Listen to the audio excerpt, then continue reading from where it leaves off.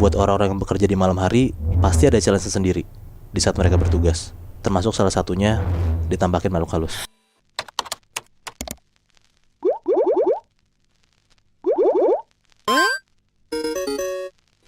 Cerita ini kejadiannya di tahun 2004. Gue dapet cerita ini dari temen gue dan ini ceritanya tuh di SMP-nya dia.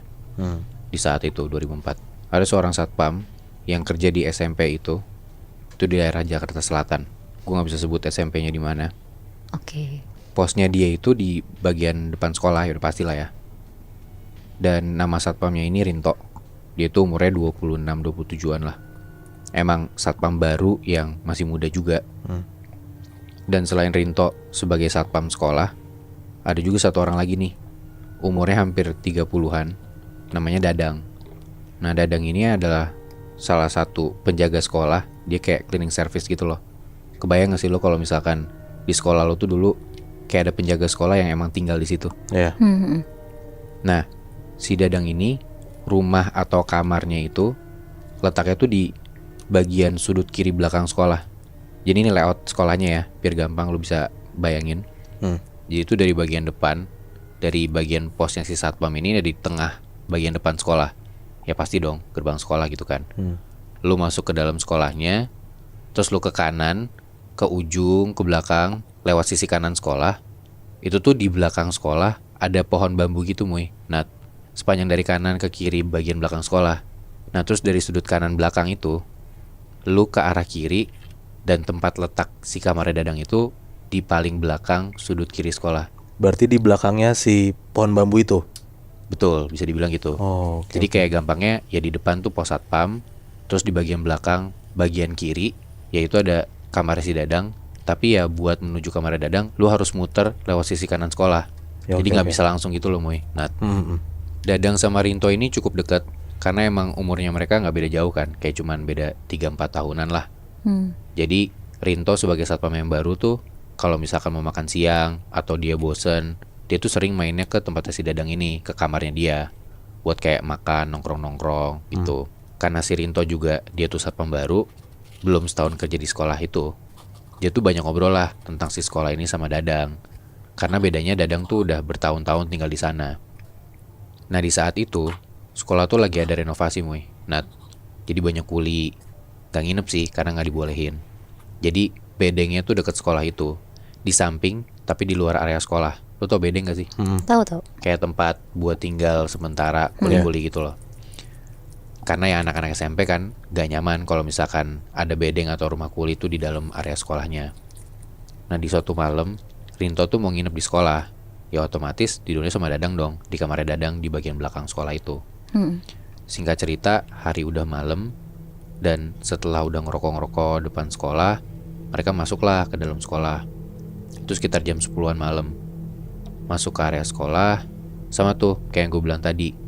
Dari pos bagian depan, mereka ke ujung kanan dulu, lurus, terus ke belakang, lewat sisi kanan, sampai ke ujung, baru tuh belok kiri, ngelewatin pohon-pohon bambu yang gue bilang tadi. Panjangnya sekitar 100 meteran lah. Sekolah juga gak gede dan gak kecil, kayak biasa aja. Mereka nyusurin tuh pohon-pohon bambu itu, yang mana di dekat bagian pohon-pohon bambu itu juga emang lagi direnov buat bikin ruangan baru. Jadi kayak banyak kayu-kayu, banyak semen, agak-agak berantakan lah di sisi kanan belakang itu. Terus tiba-tiba pas lagi nyusurin pohon-pohon bambu itu, si Rinto ngerasa kayak ada biji atau buah kecil tuh yang kena di pundaknya dia. Jadi kayak dari arah belakang kayak dilempar sama orang gitu loh. Terus Rinto respon, apaan tuh? Dari situ tuh Dadang langsung nengok. Terus dia teriak ke arah belakang, jangan ganggu. Ada satu komplek di daerah Jakarta Selatan. Rumah-rumah di dalam komplek ini tuh kayak gede-gede banget gitu lebih, Nat. Kayak di daerah Senopati gitu-gitu, kebayang kan? Nah tapi komplek ini bukan komplek buntu. Jadi kayak lo tuh bisa ngelewatin jalanan komplek ini buat motong. Jadi mobil motor pun juga bisa lewat lalu lalang gitu. Jalan pintas berarti. Iya, bisa jalan pintas juga. Nah di sana ada satu rumah tua yang udah lama banget kosong. Orang-orang yang emang udah lama tinggal di sana pun juga udah kebiasa lah lewatin rumah ini malam-malam. Dan mereka pun juga dalam tanda kutip ya, udah kenalan sama si penunggu rumah ini. Sesapam-sapamnya pun juga udah biasa banget kalau misalnya lagi ronda malam-malam ngelewatin rumah itu. Jadi kayak orang-orang lama yang tinggal di komplek itu udah biasa lah akan kehadiran si rumah tua yang udah lama kosong ini. Oke. Nah di komplek itu ada 4 sapamnya. Biasanya 2 pagi dan 2 malam shiftnya. Nah ada satu waktu di tahun 2014, gue diceritain sama temen gue yang tinggal di komplek itu. Ada satu sapam baru gitu Nat. Sapam muda umurnya 24 tahun, namanya Agus kita sebut aja. Oke. Nah si Agus ini baru kerja jadi sapam di komplek itu pas di momen itu ya yang temen gue cerita tahun 2014 itu sekitar semingguan lah. 4 sapam lainnya ya senior-senior, bahkan ada 3 sapam yang emang udah jaga di sana sekitar 20 tahun. Karena si Agus ini masih baru, jadi selalu ditaruh di shift pagi sampai sore. Jadi jam 6 sore dia udah beres kerja. Nah di malam itu untuk pertama kalinya selama seminggu dia kerja di sana, dia harus masuk shift malam, ngegantiin sapam lainnya lagi sakit. Akhirnya di malam itu dia masuklah shift malam, jam 6 sore mulai sampai jam 6 pagi. Si Agus ini shift malam sama Pak Burhan namanya, umurnya sekitar 60 tahunan dan dia udah jadi sapam senior lah di sana. Sekitar jam 8 malam mereka masih di pos ronda, masih ngobrol-ngobrol sambil ngerokok, biasa ngobrol-ngobrol basa-basi. Nah dikasih tau lah sama Pak Burhan ini kayak, ini komplek kan rada gede, jadi mereka tuh kalau misalnya mau patroli, mau ngeronda ya harus mencar, bagi 2. Jadi kalau misalnya dia mau ngiter sambil mukulin tiang listrik tuh buat kasih tahu jam, ya harus hati-hati dan banyak doa lah, karena ini kompleknya gede dan kita harus ngiternya sendiri-sendiri. Maksudnya kan si Agus ini masih baru, ya pasti sebagai senior ya Pak Burhan ngasih tau lah kayak beberapa cerita-cerita serem, atau kayak dikasih kayak kalau misalnya lo takut amit-amit kejadian apa-apa ya lo tenang aja, lo harus gini. Oke. Jadi cerita seremnya niatnya bukan buat nakutin tapi buat ya biar hati-hati gitu ya. Iya bener Bi, karena ini pun juga pertama kalinya Agus shift malam kan. Semua udah diceritain sama Pak Burhan sampai sekitar jam 12 malam. Dan mereka harus mencar lah buat ngasih tahu jam keluarga komplek itu buat mukulin tiang listrik. Tapi ada satu hal yang lupa dikasih tahu sama Pak Burhan ke Agus, yaitu soal satu rumah gede yang udah lama kosong ini. Sebenarnya ada satu hal yang harus dilakuin sama orang baru kalau misalnya mau ngelewatin rumah itu pas malam-malam di atas jam 3 pagi.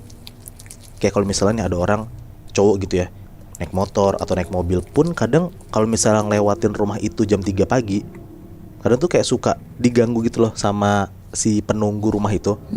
Apalagi si Agus yang harus nyetir tuh naik sepeda sendirian pula kan. Udahlah jam 12 malam mereka berdua sepedaan tuh mencar. Biasanya sekitar 10 menitan habis nyeterin komplek itu, sapam-sapam itu ketemuan lagi di pos ronda depan yang tempat mereka ngumpul pertama. Terus masuk jam berikutnya mereka nyeter lagi. Pokoknya gitu terus sampai jam 5 pagi lah. Nah pas di jam 12 malam mereka mencar, Agus tuh rada deg-degan sejujurnya, karena emang pada dasarnya dia penakut dan parnoan.